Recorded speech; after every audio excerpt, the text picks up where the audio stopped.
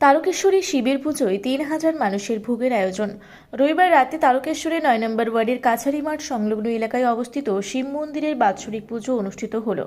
এই বছর এই পুজো ষষ্ঠ বর্ষে পা দিল। পুজো উপলক্ষে কমিটির পক্ষ থেকে এদিন রাতে মহা ধুমধামে পুজো, হোম, অভিষেক, ভোগের আয়োজন করা হয়। পুজো দেখতে তারকেশ্বরের বিভিন্ন এলাকার ভক্তরা মন্দির প্রাঙ্গণে উপস্থিত হয়। পাশাপাশি কমিটির পক্ষ থেকে আনুমানিক ৩,০০০ মানুষের ভোগের আয়োজন করা হয়। এই বিষয়ে পুজো কমিটির বিশিষ্ট সদস্য পার্থ চক্রবর্তী সাংবাদিককে কি জানালেন বিস্তারিত শুনে নেওয়া যাক। এই পুজোতে বলবো আমাদের আয়োজনের থেকেও মেন হচ্ছে আমাদের ভক্তি, আমাদের আন্তরিকতা।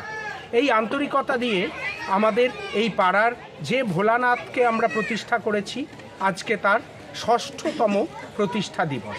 এই প্রতিষ্ঠা দিবসে আমরা অত্যন্ত ভক্তি ভরে যে রুদ্রাভিষেক পুজো করি, সেই পুজো এখনই অনুষ্ঠিত হতে চলেছে।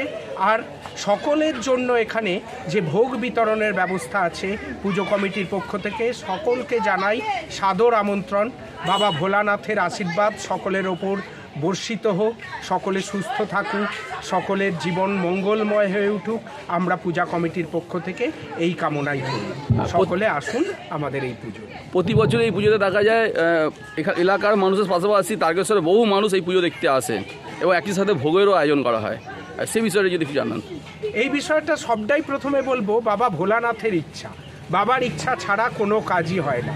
বাবা ভোলানাথের ইচ্ছা এবং আমাদের নিষ্ঠা, সকলে এখানে আসেন, উপস্থিত হন, ভোগ গ্রহণ করেন এবং আমাদের পূজাটিকে সাফল্যমণ্ডিত করে তোলেন।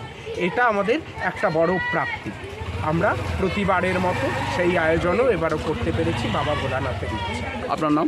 পার্থ চক্রবর্তী, এই পুজো কমিটির সদস্য। পূজা কমিটির সদস্য। আজ কত মানুষের আয়োজন করা হয়েছে? আজ মোটামুটি আমরা 2,500 থেকে 3,000 মানুষ এখানে আসবেন, সেই রকম আয়োজন আমরা করেছি। আর একবার নামটা? পার্থ চক্রবর্তী। তারকেশ্বর থেকে আশিস কুমার ঘোষের রিপোর্ট, রূপসী বাংলা মিডিয়া।